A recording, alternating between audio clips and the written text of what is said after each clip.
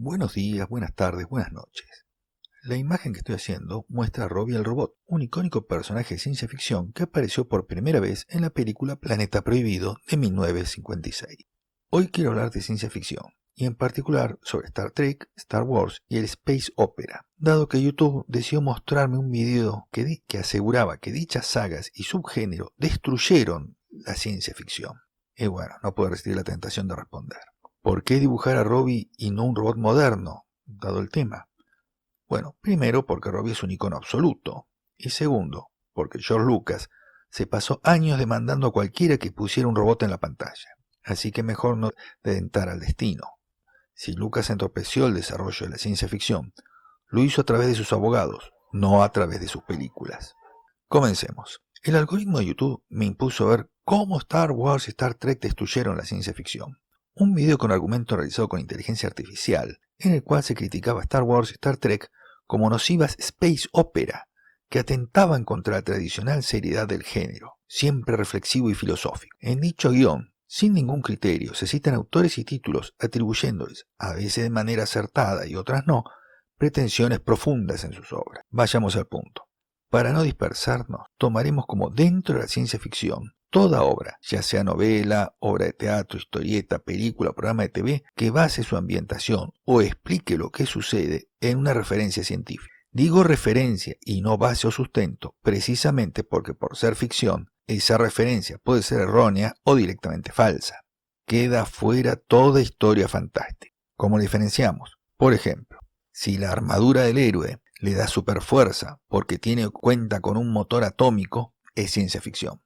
Si esa armadura le da superfuerza gracias a un pase mágico del hechicero de turno, es literatura fantástica. Y como inicio, así como arbitrariamente suele tomarse como primera historia del género policial el cuento Los crímenes de la calle Morgue de Poe, podemos tomar como primera historia de ciencia ficción el Frankenstein de Mary Shelley. Antes que alguien diga, eso es terror gótico, le diré, además de sospechar que nunca leyó el libro, que por cierto es un bodrio, que el monstruo toma vida gracias a los procedimientos científicos del Dr. Frankenstein y no por talismanes o ritos mágicos. ¿Qué tiene que ver Frankenstein con Star Wars o Space Opera? Vamos al punto. Para empezar, Frankenstein no pretendía ser una obra filosófica sobre la condición humana. Mary Shelley lo escribió de pura aburrida por haber permanecido encerrada en el castillo junto a Lord Byron durante uno de los peores inviernos que sufrió Europa en 1816. Es decir, que ya desde sus inicios la ciencia ficción tenía como principal objetivo entretener. Lo mismo puede decirse de las obras de Julio Verne, en las cuales se reflejaba cierto optimismo respecto de los avances de la ciencia y de las mejoras de calidad de vida obtenidos a partir de la segunda mitad del siglo XIX. Así llegamos al siglo XX, al año 1911, año en que se le atribuye al autor Hugo Gernsback usar el término ciencia ficción en un cuento titulado Ralph 194 C41.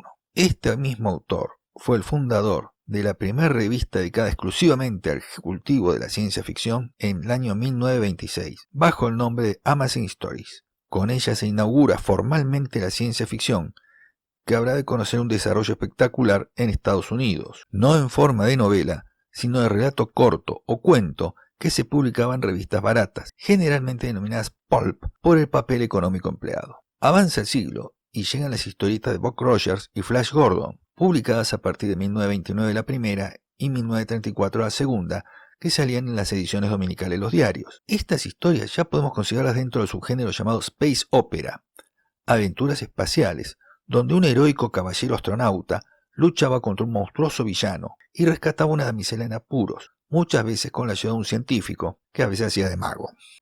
Ahora pasamos a las películas de ciencia ficción. La misma está dentro de los inicios del cine como ser en versiones mudas que recreaban De la Tierra a la Luna de Julio Verne. En las salas de cine, hacia el año 1936, Flash Gordon pasó a proyectarse en un serial, es decir, películas relativamente breves que se encadenaban una con otra. Como no existía la televisión, la gente tenía que ir al cine sí o sí una vez por semana a ver qué le pasaba a su héroe. Como pueden ver, el Space Opera en el cine ya existía antes de Star Trek y Star Wars.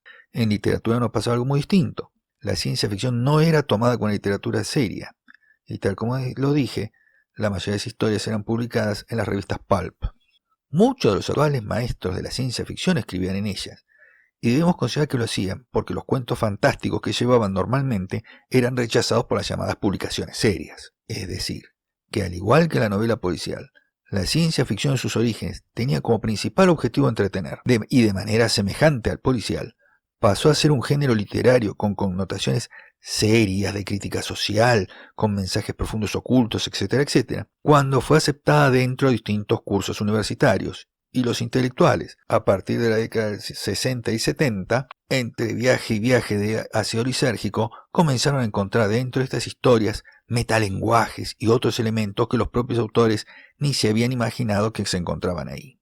Si a través de los cuentos de ciencia ficción se apreciaba un trasfondo cultural de cierta densidad, se debía principalmente a que muchos de estos autores o eran universitarios, en su mayoría dedicados a las ciencias duras, o ya contaban con experiencia, ya sea como escritores o periodistas. Pero en ese entonces, décadas entre los 40 y 60 del siglo XX, la mayoría de los autores procuraban que sus historias sean entretenidas y verosímiles. Aclaro que esto no implica que no hayan existido historias de ciencia ficción con claros fines propagandísticos, al igual que muchas otras obras literarias de distinto tipo. La que se me viene ahora a la cabeza es el famoso 1984, con clara intención de cuestionar el régimen comunista de Stalin, cosa bastante irónica, dado que Orwell, su autor, era socialista. Pero también te podemos citar La máquina del tiempo, de H.G. Wells, donde una de las motivaciones que llevó al viajero del tiempo a emprender su odisea era verificar si la humanidad llegaba por fin a la utopía comunista. Spoiler, los Morlock eran peronistas, no comunistas.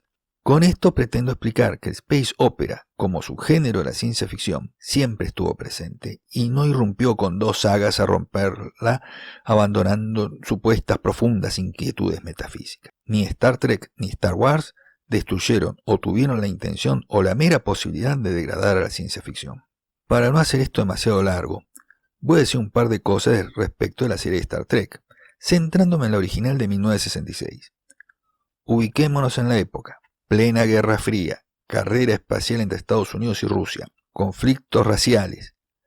Y Gene Roddenberry crea una serie sobre una nave espacial cuyo principal objetivo es explorar el espacio, integrada por una tripulación de hombres y mujeres que realizan diversas tareas por igual, y que el puesto de mando está ocupado por un capitán norteamericano, un oficial ruso, un oficial japonés, un oficial científico alienígena, y el oficial de comunicaciones, no un mero operador, sino una teniente, era una mujer y además de color. Todo un escándalo para la época. Y para completar la cadena de escándalos, en un capítulo el capitán besa a la teniente de color en el primer beso interracial transmitido por la televisión norteamericana. ¿Les parece, mis queridos millennials, que esa serie de space opera no era lo suficientemente comprometida o consciente de los problemas de la época? Tal vez, pero al menos sirvió de inspiración para una entonces pequeña Betty Bulwer, quien al ver la primera vez la serie y particularmente al rol de la teniente Uhura, ella misma cuenta que corrió a gritarle a sus padres: «¡Hay una negra en televisión y no actúa como sirviente!». Goldberg, en su carrera de actriz, participó posteriormente en la serie Star Wars, La Nueva Generación, como el personaje de Guinan. No voy a encarar la defensa de Star Wars, confío la misma a sus fanáticos, que suelen actuar con la determinación de una secta fundamentalista. Sí me permito destacar que, gracias a películas como 2001 Odisea Espacial y Star Wars, que contaron con directores obsesionados por los detalles, el cine de ciencia ficción abandonó la categoría B. A partir de esas películas, los decorados y los efectos especiales formaron parte integral de la obra, toman un sentido dentro de la historia y no se limitaban a ser un mero telón de fondo. Se procuraba cierta coherencia en las escenas y se cuidaban los detalles. A partir de esos films, los estudios comenzaron a tomarse más en serio los presupuestos y argumentos para las películas del género, y estas dejaron de ser un relleno para cubrir una cuota de estrenos anuales. Espero haber desmentido ese disparate hecho con inteligencia artificial. La franquicia Star Trek y Star Wars podrán tener altibajos, podrán gustar o no, pero por cierto, ni tuvieron la intención ni tienen la posibilidad alguna de matar a la ciencia ficción. Si algo puede atentar no solo contra la ciencia ficción, sino también contra cualquier género literario, es el deseo de extender las franquicias exitosas, buscando exprimirlas de inmediato sin prestar atención a la calidad de los guiones, ni hablar del sentido de la historia en sí. Así se inventan precuelas, secuelas, historias paralelas, alternativas, etc., que terminan desvirtuando la obra original en sí. Tomemos como ejemplo El planeta de los simios, la primera, la de 1968. La película era autoconclusiva. El protagonista descubría que este planeta era la Tierra y fin. Se suponía que la película iba a tener un rendimiento regular, pero fue un éxito. Conclusión, los productores exigieron una segunda parte. Se filmó bajo el planeta de los simios. Salió bastante bien, aunque se invirtió menos presupuesto y los maquillajes fueron de menor calidad. Pero rindió.